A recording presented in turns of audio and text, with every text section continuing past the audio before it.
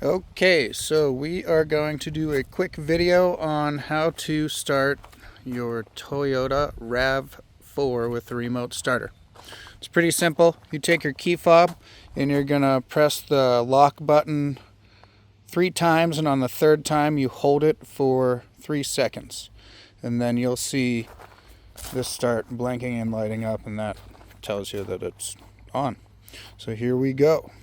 1, 2, and hold.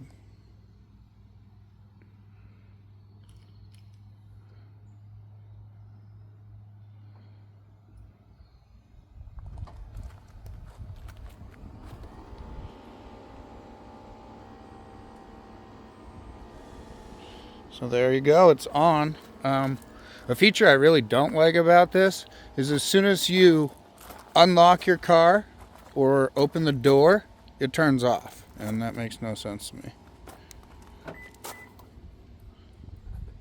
But I guess you take that up with Toyota. I hope this helps you out. Have a fantastic day.